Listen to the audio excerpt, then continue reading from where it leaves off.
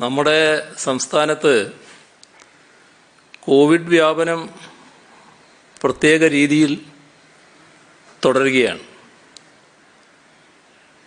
ഇന്ന് 6324 പേർക്കാണ് കോവിഡ് ബാധ സ്ഥിരീകരിച്ചത്. മരണമടഞ്ഞവർ 21 പേരാണ്.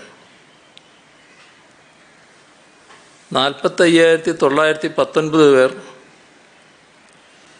നിലവിൽ ചികിത്സയിലുണ്ട്. സമ്പർക്കം മൂലമാണ് 5321 പേർക്ക് ഇന്ന് രോഗബാധയുണ്ടായത്. ഉറവിടമറിയാത്തത് 628 പേരാണ്. രോഗബാധ സ്ഥിരീകരിച്ചവരിൽ 105 പേർ ആരോഗ്യപ്രവർത്തകരാണ്. കഴിഞ്ഞ 24 മണിക്കൂറിൽ 54,989 സാമ്പിളുകൾ പരിശോധന നടത്തി. 3,168 പേർ രോഗവിമുക്തരായി. ഇപ്പോൾ കോവിഡ് വ്യാപനം അതുമായി ബന്ധപ്പെട്ട കണക്കുകൾ വ്യക്തമാക്കുന്നത് ഒരു ഗുരുതരാവസ്ഥയിലേക്ക് നാം നീങ്ങിക്കൊണ്ടിരിക്കുന്നുവെന്നാണ്. മറ്റൊരു പ്രത്യേകത എന്നുള്ളത്, ഇന്ന് ഏറ്റവും കൂടുതൽ രോഗബാധ സ്ഥിരീകരിച്ചത് കോഴിക്കോട് ജില്ലയിലാണ്. 883 പേർക്ക്. അതിൽ 820 പേർക്കും സമ്പർക്കം മൂലമാണ്.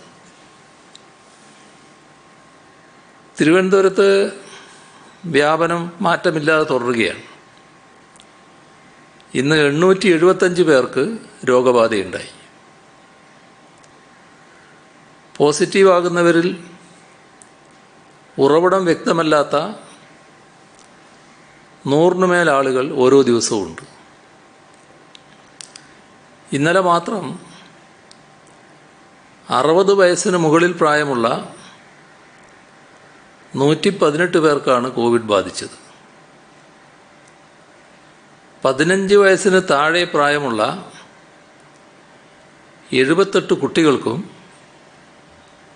ഇന്നലെ കോവിഡ് സ്ഥിരീകരിച്ചിരുന്നു. ജില്ലയുടെ തീരപ്രദേശത്തെ ഇന്നലെ അർദ്ധരാത്രി മുതൽ കണ്ടെയ്ൻമെൻറ് സോണിൽ നിന്ന് ഒഴിവാക്കിയിട്ടുണ്ട്. എന്നാൽ കൂടുതൽ രോഗികളുള്ള മേഖലകളെ മൈക്രോ കണ്ടെയ്ൻമെൻറ് സോണായി നിലനിർത്തിയിട്ടുണ്ട്. കൊല്ലം ജില്ലയിൽ കോവിഡ് ബാധിതരുടെ എണ്ണം ഇന്നലെ ആദ്യമായി 500 കടന്നു. ഇന്ന് 440 ആണ്. പത്തനംതിട്ട ജില്ലയിലെ എല്ലാ നഗരസഭാ പരിധിയിലും കോവിഡ് പോസിറ്റീവ് കേസുകൾ റിപ്പോർട്ട് ചെയ്യുന്നുണ്ട്. കോവിഡ് രോഗികളെ CFLTCകളിലേക്ക് മാറ്റുന്നതിന് ജില്ലയിൽ പുതുതായി 14 ആംബുലൻസുകൾ കൂടി ലഭ്യമാക്കിയിട്ടുണ്ട്. ആലപ്പുഴ ജില്ലയിൽ മെഡിക്കൽ കോളേജിൽ നിന്ന് കാര്യമായ ശാരീരിക പ്രശ്നങ്ങളില്ലാത്ത കോവിഡ് രോഗികളെ അടുത്തുള്ള CFLTCകളിലേക്ക് മാറ്റുന്നത് പരിശോധിക്കും.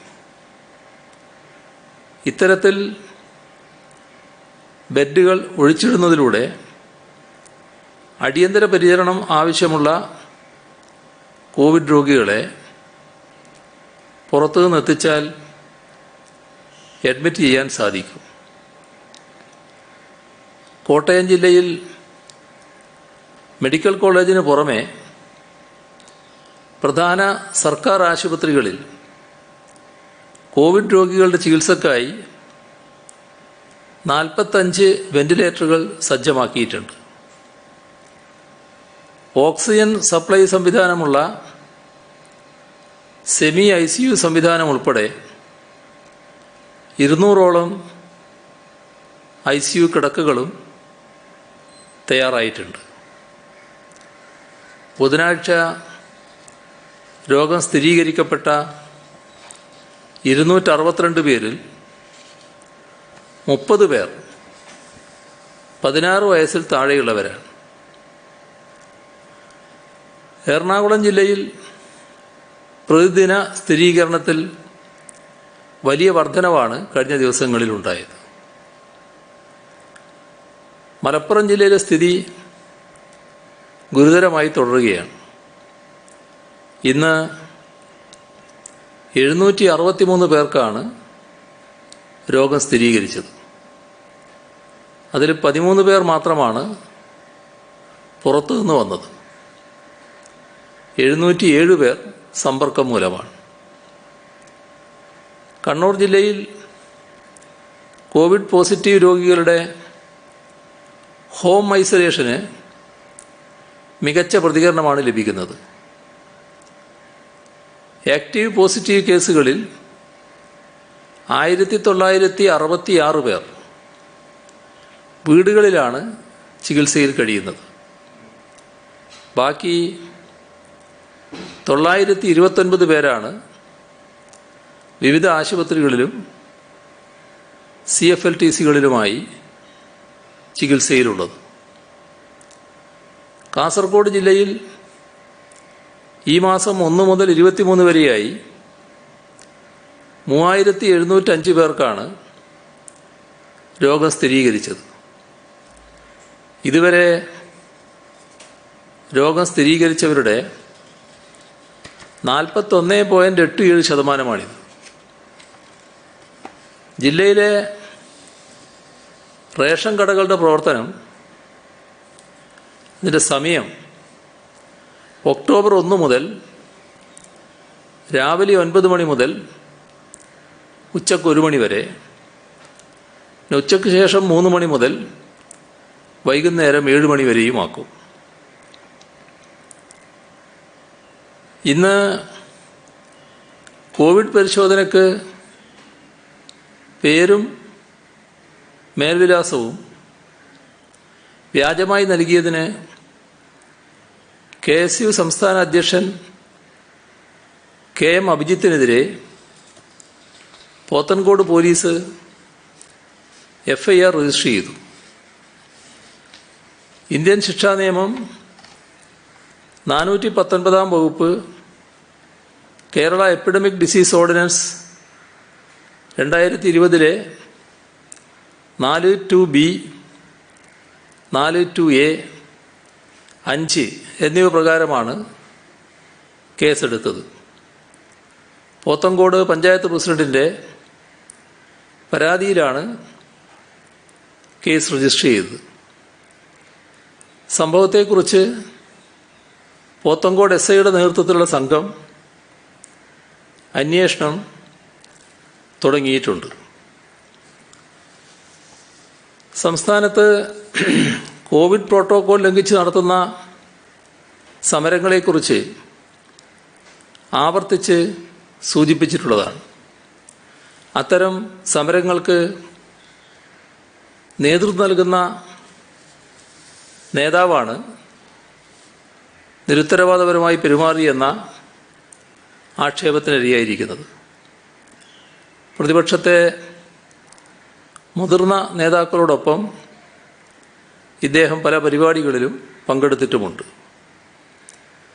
കോവിഡ് പ്രതിരോധ രംഗത്തുള്ള പോലീസുകാർക്കും സാധാരണ ജനങ്ങൾക്കും തൻ്റെ സഹപ്രവർത്തകർക്കും നേതാക്കൾക്കും രോഗം പരത്താനുള്ള ദൗത്യമാണ് ഇത്തരം കാര്യങ്ങളിലൂടെ ഏറ്റെടുക്കുന്നത്. ഇതിനെയാണ് തെറ്റായ പ്രവണത എന്ന് ചൂണ്ടിക്കാണിക്കുന്നത്. പ്രതിപക്ഷ നേതാവടക്കമുള്ള മുതിർന്ന നേതാക്കൾക്ക് ഇത്തരം കാര്യങ്ങൾ നിയന്ത്രിക്കാൻ ചുമതലയുണ്ട്. രാഷ്ട്രീയമായി ഭിന്നതയും അതേസമയം രാഷ്ട്രീയമായ താല്പര്യങ്ങളുമൊക്കെ ഉണ്ടാകാം. പക്ഷേ രോഗവ്യാപനത്തിൻ്റെ തോത് വർദ്ധിപ്പിക്കുന്ന നിലയിൽ അപകടകരമായ ഒന്നായി മാറുകയാണ് ഇത്തരം കാര്യങ്ങളെന്നത് ശ്രദ്ധിക്കേണ്ടതായിട്ടുണ്ട്. ഒരു മാനദണ്ഡവും പാലിക്കാതെ നടക്കുന്ന സമരങ്ങൾ, ഇത് പ്രതിപക്ഷം മനസ്സിലാക്കണം എന്ന് മാത്രമേ പറയാനുള്ളൂ. നാം കൂടുതൽ ജാഗ്രത പാലിക്കേണ്ട ഘട്ടത്തിലാണ് എന്ന് ആവർത്തിച്ച് കേരളത്തിൻ്റെ സ്ഥിതി വെച്ച് ഓർമ്മിപ്പിക്കേണ്ടി വരികയാണ്. എല്ലാവരും നാടിനു വേണ്ടിയാണ് നിലകൊള്ളുന്നത്, നാട്ടുകാർക്ക് വേണ്ടിയാണ് പ്രവർത്തിക്കുന്നത്.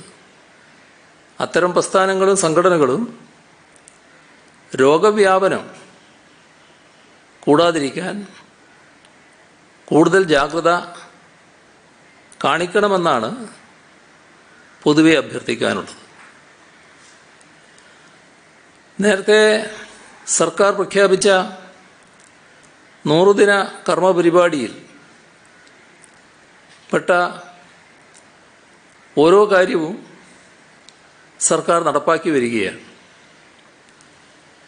കോവിഡ് മഹാമാരി മൂലം ദുരിതമനുഭവിക്കുന്ന ജനങ്ങളെ സഹായിക്കാൻ സെപ്റ്റംബർ മുതൽ ഡിസംബർ വരെയുള്ള 4 മാസക്കാലം, ഈ 4 മാസവും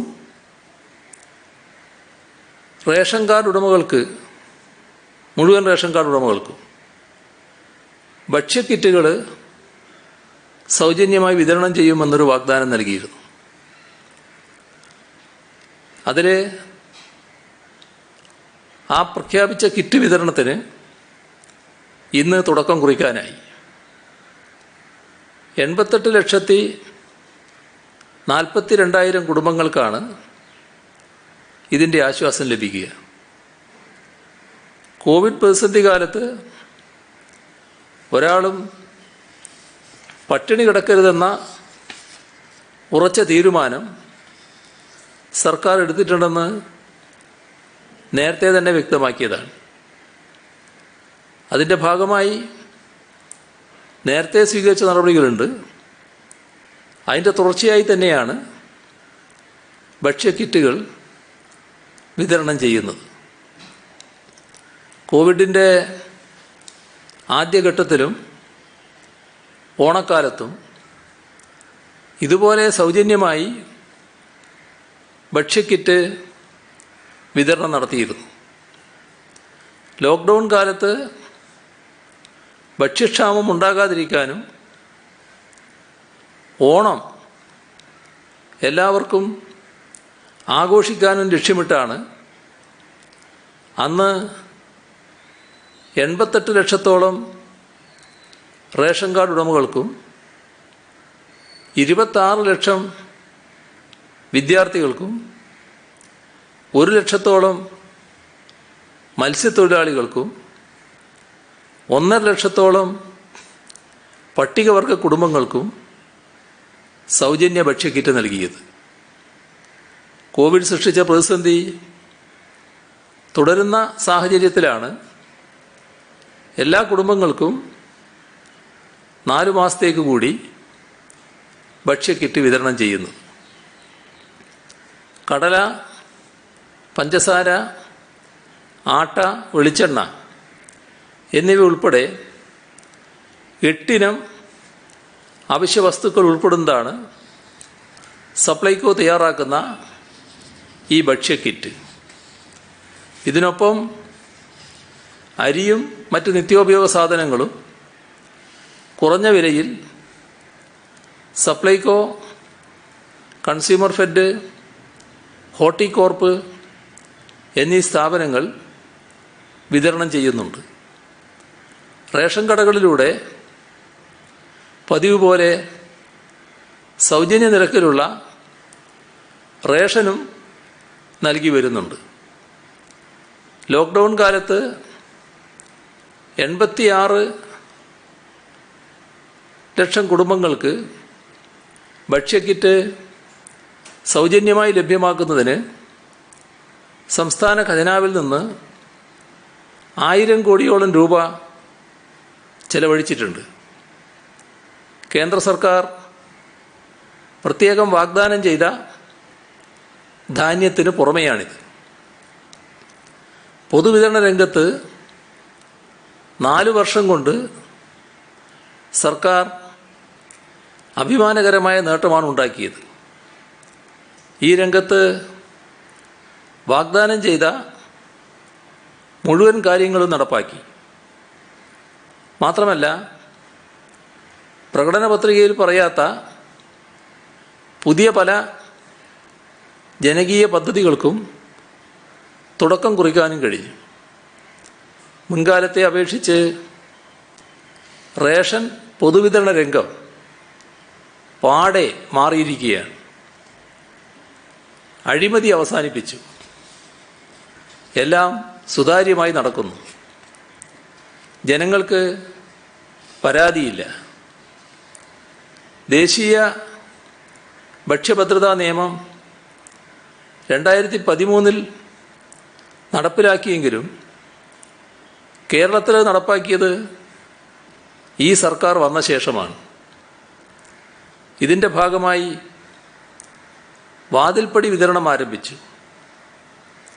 ഓരോ റേഷൻ കടക്കും അനുവദിക്കുന്ന ഭക്ഷ്യസാധനങ്ങൾ ആ റേഷൻ കടയുടെ മുൻപിലെത്തിക്കുന്ന പരിപാടിയാണ് വാതിൽപ്പടി വിതരണം.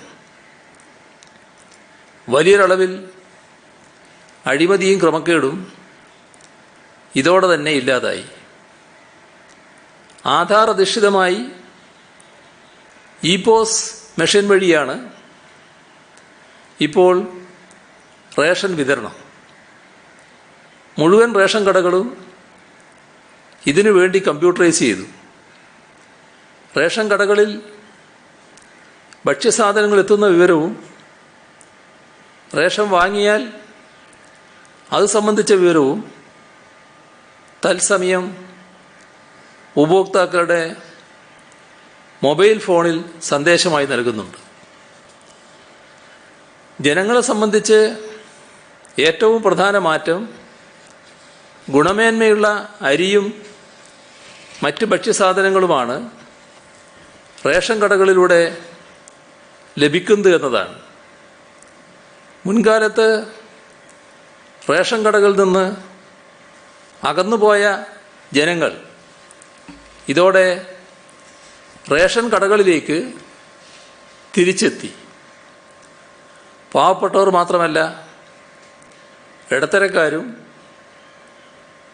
ഉയർന്ന വരുമാനമുള്ള ഇടത്തരക്കാരും ഇപ്പോൾ കൃത്യമായി റേഷൻ സാധനങ്ങൾ വാങ്ങുന്നുണ്ട്. റേഷൻ വാങ്ങുന്നവരുടെ ശതമാനം ഇപ്പോൾ 92%. ഉപഭോക്താക്കൾക്ക് ഇഷ്ടപ്പെട്ട റേഷൻ കടയിൽ പോയി സാധനം വാങ്ങാനുള്ള പോർട്ടബിലിറ്റി സംവിധാനവും നടപ്പാക്കിയിട്ടുണ്ട്. റേഷൻ വ്യാപാരികൾക്ക് തീരെ തുച്ഛമായ കമ്മീഷനായിരുന്നു കിട്ടിക്കൊണ്ടിരുന്നത്. ഇത് ഈ രംഗത്ത് വലിയ പ്രശ്നമായി നിലനിന്നു. ക്രമക്കേടുകളുടെ പ്രധാന കാരണം ഇതായിരുന്നു. റേഷൻ വ്യാപാരികൾക്ക് മാന്യമായ പ്രതിഫലം ഉറപ്പാക്കി ഈ പ്രശ്നത്തിന് സർക്കാർ പരിഹാരം കണ്ടു. പ്രതിമാസം കുറഞ്ഞത് 18,000 രൂപ ലഭിക്കുന്ന പാക്കേജാണ് നടപ്പാക്കിയത്. സംസ്ഥാനത്തിപ്പോൾ 14,221 റേഷൻ കടകളുണ്ട്.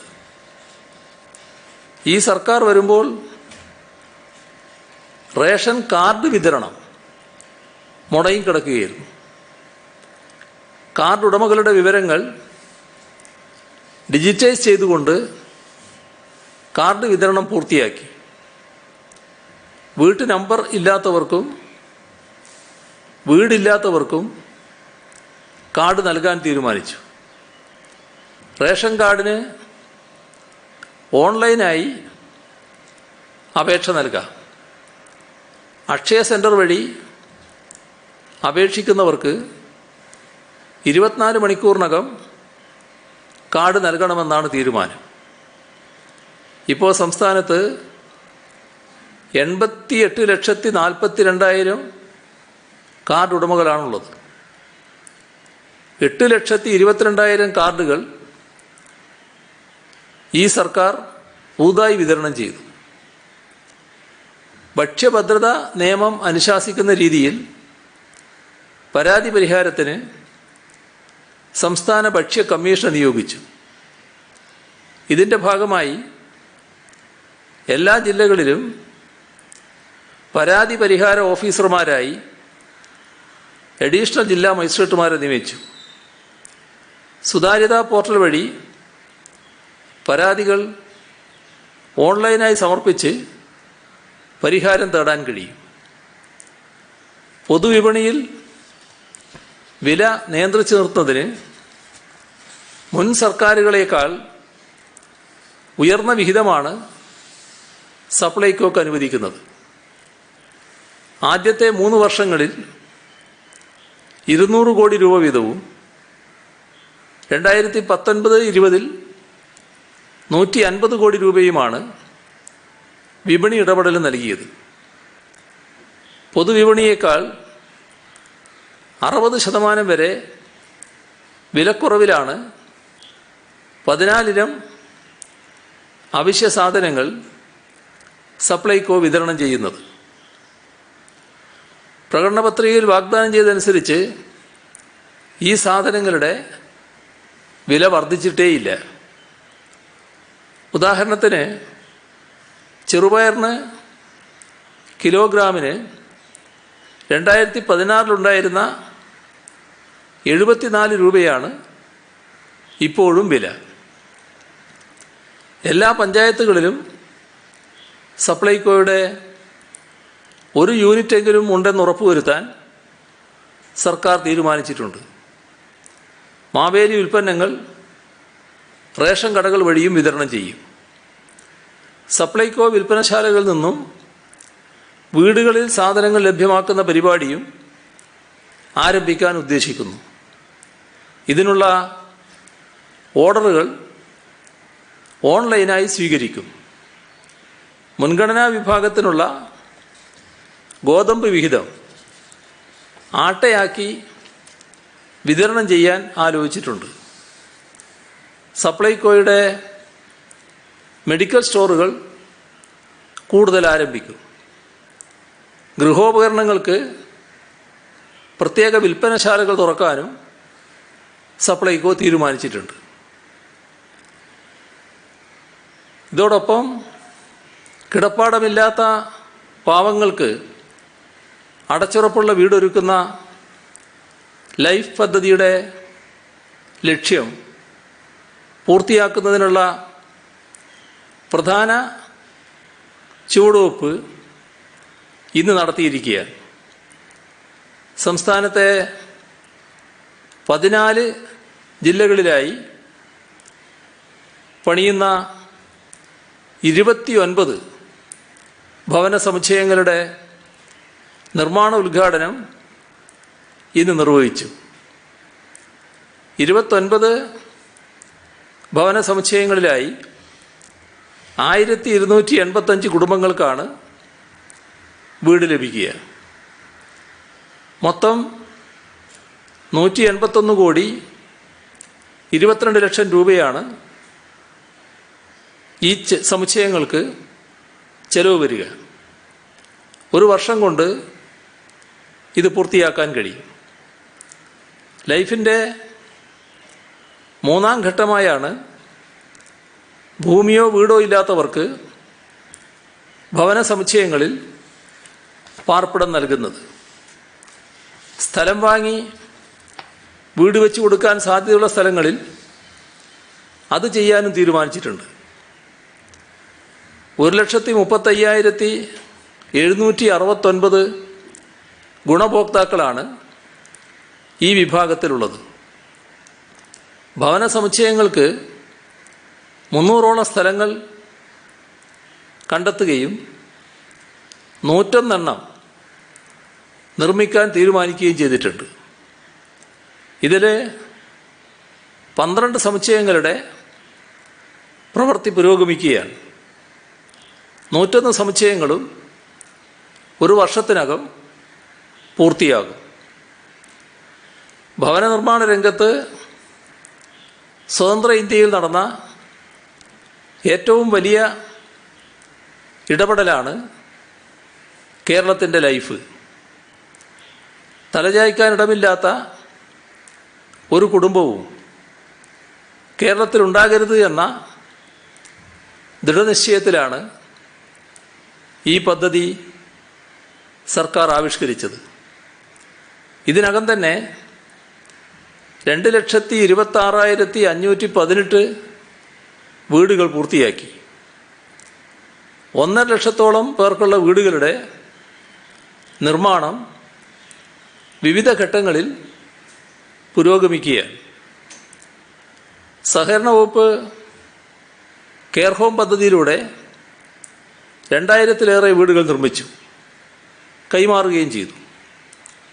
പട്ടികജാതി വകുപ്പ് 19,247 വീടുകളും, പട്ടികവർഗ വകുപ്പ് 1,745 വീടുകളും, ഫിഷറീസ് വകുപ്പ് 4,177 വീടുകളും പൂർത്തിയാക്കി. മൊത്തം 8,068 കോടി രൂപയാണ് ഇതുവരെ വീട് നിർമ്മാണത്തിന് വേണ്ടി സർക്കാർ ചെലവഴിച്ചത്. വ്യത്യസ്ത പദ്ധതികളുടെ പ്രയോജനം ഗുണഭോക്താക്കൾക്ക് ലഭിക്കുന്ന രീതിയിലാണ് പദ്ധതി നടപ്പാക്കുന്നത്. ലൈഫിലെ 3 ഘട്ടങ്ങളിലും ഉൾപ്പെടാതെ പോയ നിരവധി പേർ വീടെന്ന സ്വപ്നവുമായി കഴിയുന്നുണ്ട്. അവരുടെ സ്വപ്നവും സഫലമാക്കാനാണ് സർക്കാർ നടപടികൾ സ്വീകരിക്കുന്നത്. അതിനുവേണ്ടിയാണ് ലൈഫ് മിഷൻ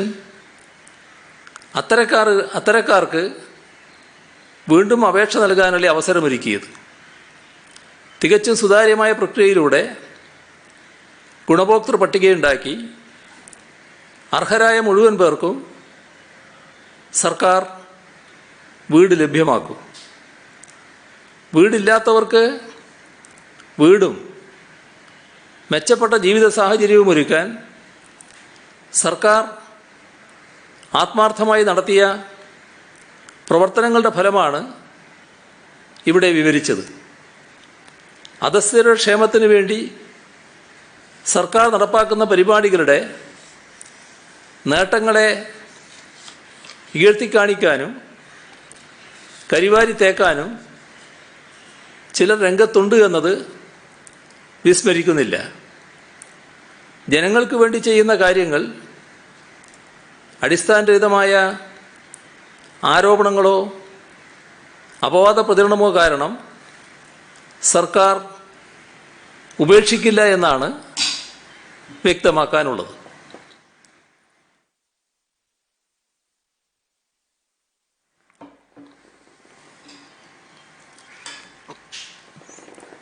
കോവിഡിന് ശേഷമുള്ള കാലം വ്യവസായ സാധ്യതകൾ പ്രയോജനപ്പെടുത്താൻ ലക്ഷ്യം വെക്കുന്ന മെഡിക്കൽ ഡിവൈസസ് പാർക്കിൻ്റെ നിർമ്മാണത്തിനും ഇന്ന് തുടക്കം കുറിച്ചു. ശ്രീചിത്ര തിരുനാൾ ഇൻസ്റ്റിറ്റ്യൂട്ട് ഫോർ മെഡിക്കൽ സയൻസസിൻ്റെയും സംസ്ഥാന വ്യവസായ വികസന കോർപ്പറേഷൻ്റെയും സംയുക്താഭിമുഖ്യത്തിലാണ് ഈ പദ്ധതി ആരംഭിക്കുന്നത്. തോന്നക്കലിലെ ലൈഫ് സയൻസ് പാർക്കിൽ 9 ഏക്കർ സ്ഥലത്ത് 230 കോടി രൂപ ചെലവിലാണ് മെഡ്സ് പാർക്ക് നിർമ്മിക്കുന്നത്. ഇതിൽ സംസ്ഥാന സർക്കാരിൻ്റെ വിഹിതം 150 കോടി രൂപയാണ്. 80 കോടി രൂപ കേന്ദ്ര സർക്കാർ വിഹിതമാണ്. മെഡിക്കൽ ഗവേഷണം, പുതിയ മെഡിക്കൽ ഉപകരണങ്ങളുടെ വികസിപ്പിക്കൽ, വൈദ്യശാസ്ത്ര ഉപകരണങ്ങളുടെ മൂല്യനിർണ്ണയം തുടങ്ങി വൈദ്യശാസ്ത്ര ഉപകരണ വിപണി ആവശ്യപ്പെടുന്ന എല്ലാവിധ സേവനങ്ങളും ഒരു കുടക്കീഴിൽ ലഭ്യമാക്കുക എന്നതാണ് മെഡ്സ് പാർക്കിലൂടെ ലക്ഷ്യമിടുന്നത്. ഇത്രയും വിവരങ്ങളാണ് ഇന്ന് പങ്കുവെക്കാനുള്ളത്.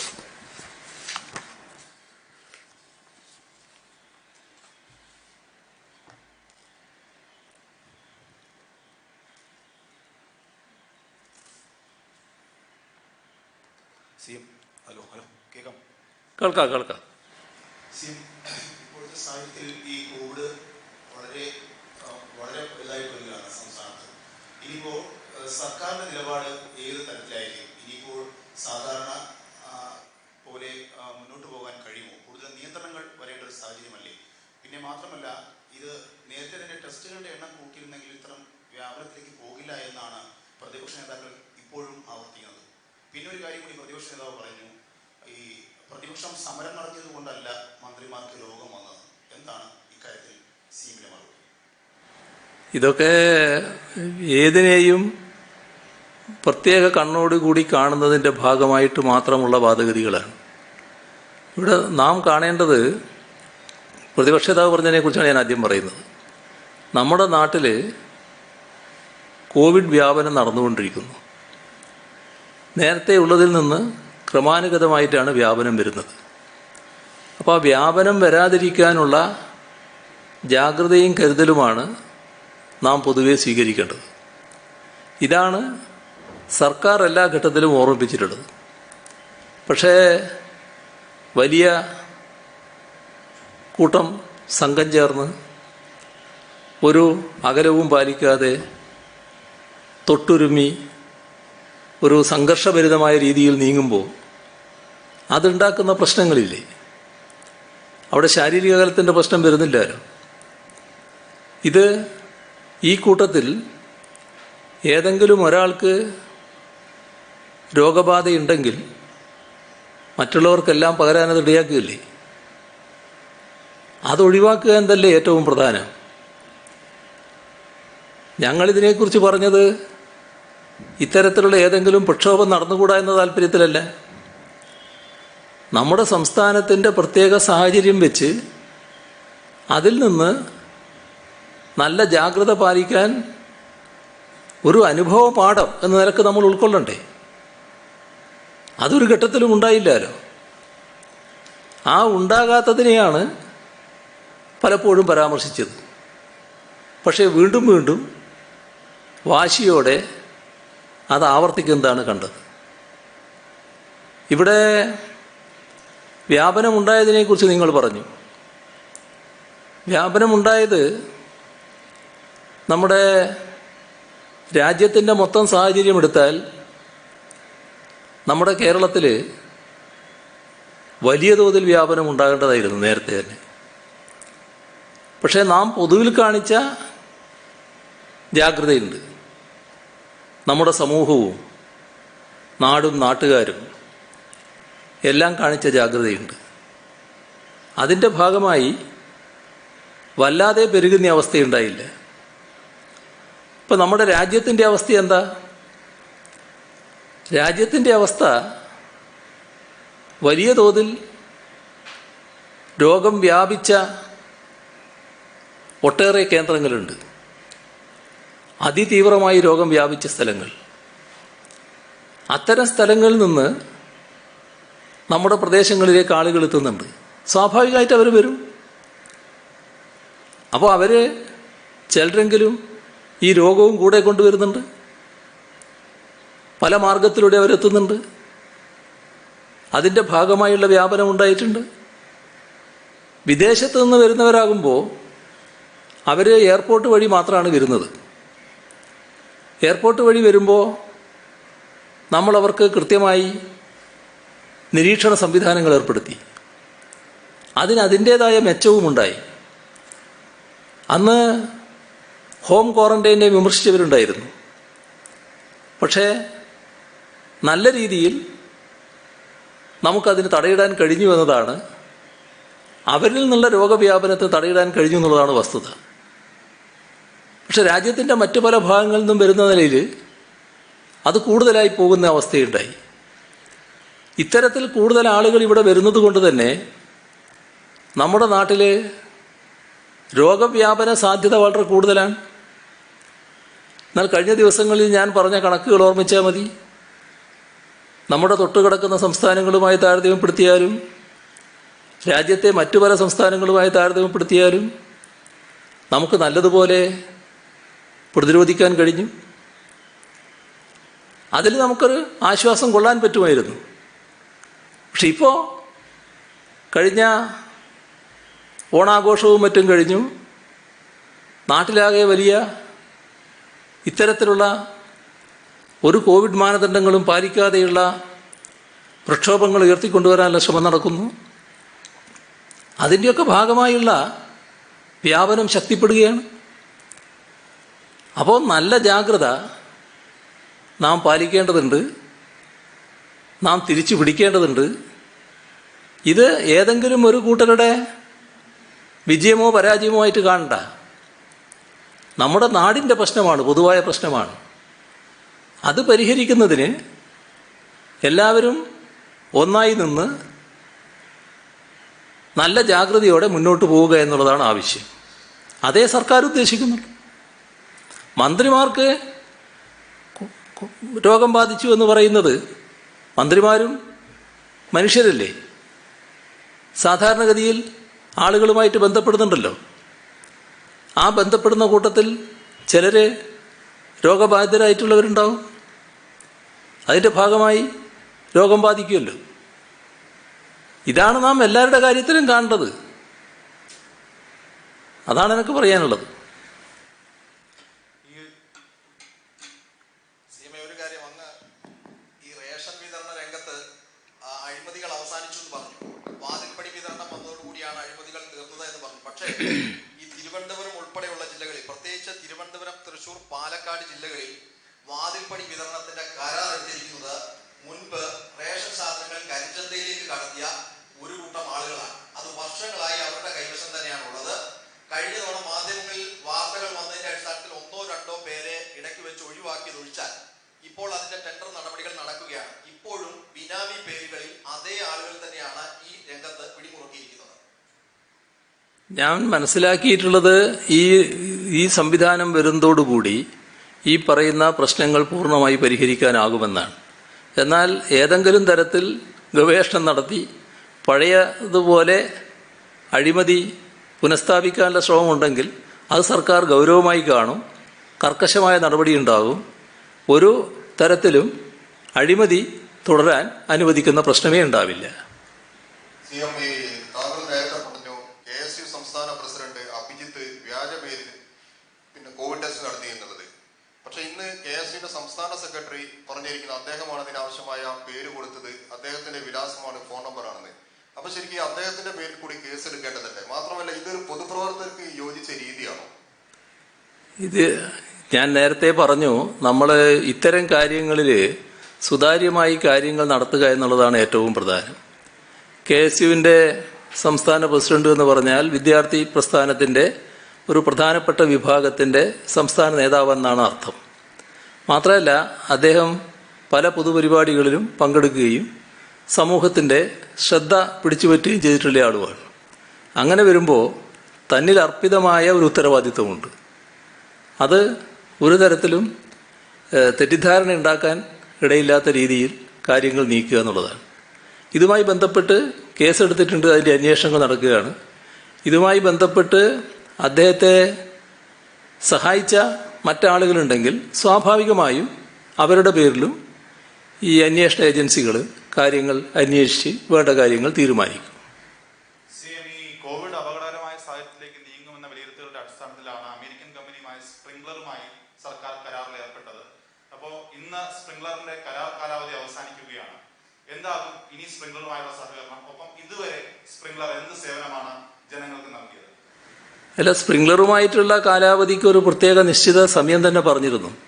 ആ സമയം കഴിഞ്ഞപ്പോൾ അത് അവസാനിക്കുന്നു മാത്രമേ ഉള്ളൂ. വേറൊന്നും അതിനകത്ത് കാണേണ്ടതില്ല. സ്വർണ്ണക്കടത്ത് കേസ് അന്വേഷിക്കുന്ന ദേശീയ അന്വേഷണ ഏജൻസി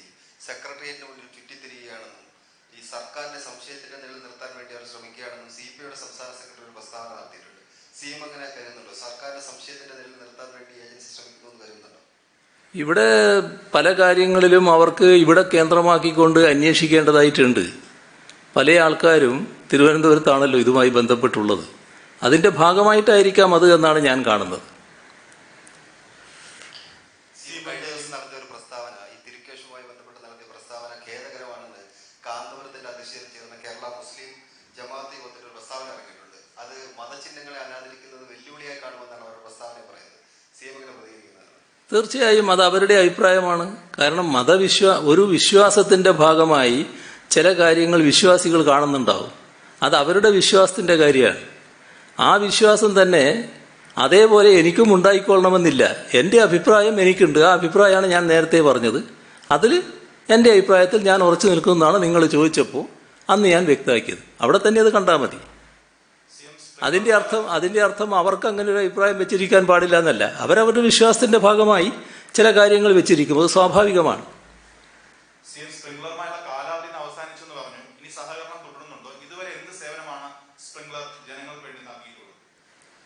അതുമായി ബന്ധപ്പെട്ടുള്ള വിശദാംശങ്ങൾ പരിശോധിക്കണം. അതിപ്പോൾ എനിക്ക് പറയാൻ കഴിയുന്നതല്ല. മറ്റ് കാലാവധി അവസാനിച്ചുകൊണ്ട് അവസാനിച്ചു എന്ന് മാത്രമേ ഉള്ളൂ. നമുക്ക് പ്രതിദിന പരിശോധന 54,000-ലെത്തിയിരിക്കുന്നു.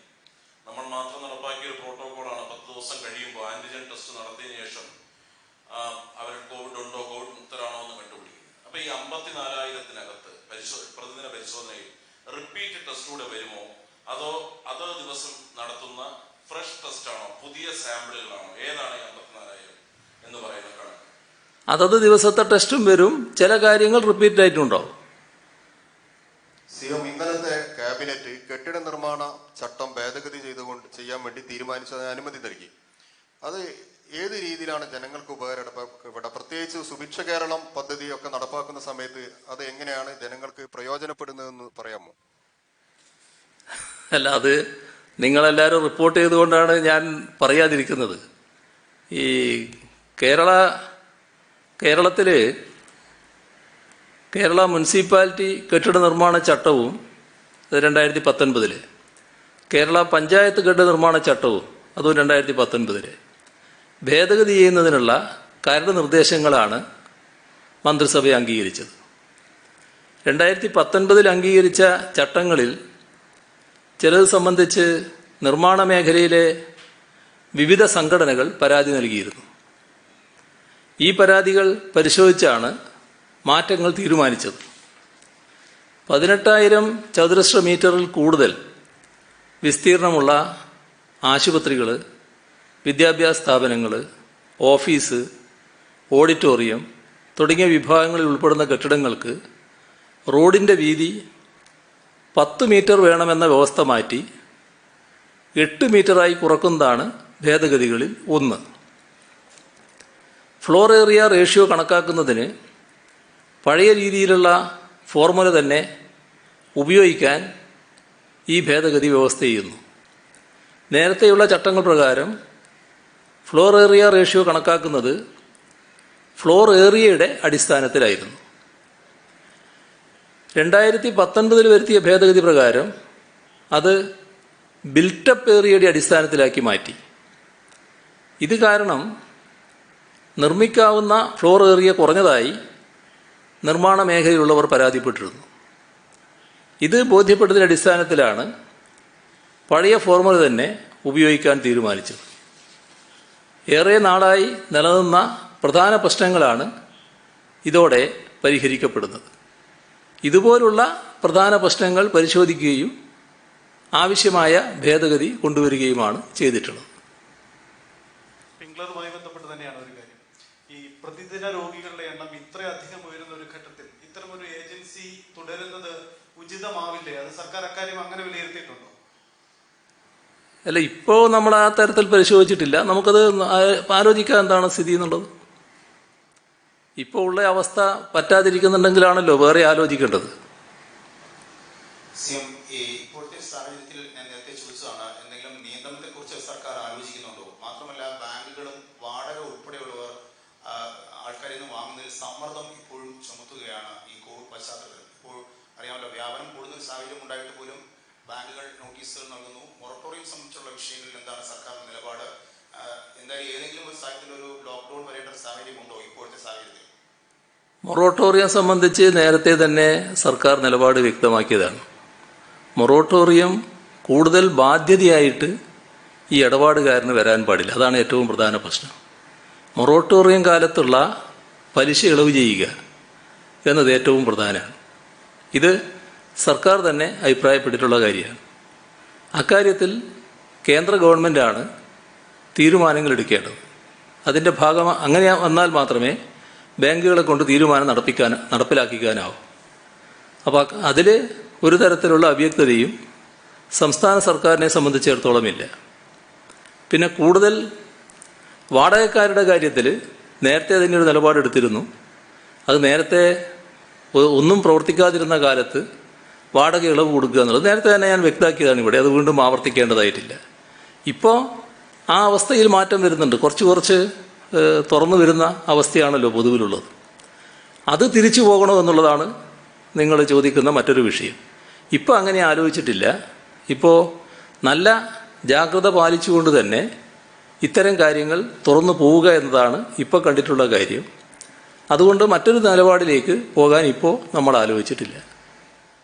അല്പം മുൻപ് CPI സംസ്ഥാന സെക്രട്ടറിയുടെ വാർത്താ സമ്മേളനം ഉണ്ടായിരുന്നു. അദ്ദേഹം പറഞ്ഞത് മന്ത്രി KT ജലീലിനെ ചോദ്യം ചെയ്യലിന് ഒളിച്ചു കടന്നത് ശരിയായില്ല എന്നാണ് പറഞ്ഞത്. അങ്ങനെ അദ്ദേഹം ഒളിച്ചു കടക്കുകയായിരുന്നു സംസ്ഥാനത്തെ ഒരു മന്ത്രിയെന്ന് സർക്കാർ മുഖ്യമന്ത്രിക്ക് എപ്പോഴെങ്കിലും തോന്നിയിട്ടുണ്ടോ? ഞാനത് നേരത്തെ വ്യക്തമാക്കിയ കാര്യമല്ലേ. വളരെ വിശദമായി ഇവിടെ തന്നെ നിങ്ങളുടെ ചോദ്യത്തിന് ഞാൻ മറുപടി പറഞ്ഞാണ്. എന്തുകൊണ്ടാണ് അങ്ങനെ പോകേണ്ടി വന്നത്, എന്താണ് അതിൻ്റെ സാഹചര്യം, എന്തെല്ലാം സംഘർഷങ്ങളാണ് ഉണ്ടായിരുന്നത്, സംഘർഷം ഒഴിവാക്കാൻ കാണിച്ച വിവേകപൂർവമായ ഒരു നടപടി എന്ന നിലക്ക് മാത്രമേ അതിനെ കാണേണ്ടതുള്ളൂ എന്ന് ഞാൻ നേരത്തെ വ്യക്തമാക്കിയിട്ടുണ്ട്. അത് സംബന്ധിച്ച് കാനത്തിൻ്റെ അഭിപ്രായം ഉണ്ടാകാം, എന്തിനാണ് അങ്ങനെ പോകേണ്ട കാര്യം എന്ന് അദ്ദേഹത്തിനുണ്ടാകാം. അതായിരിക്കും അദ്ദേഹം പറഞ്ഞിട്ടുണ്ടാകുക. അപ്പോൾ നമുക്ക് ബാക്കി നാളെ ആവാം. അല്ല, നാളെയല്ല, അടുത്ത ദിവസമാകാം.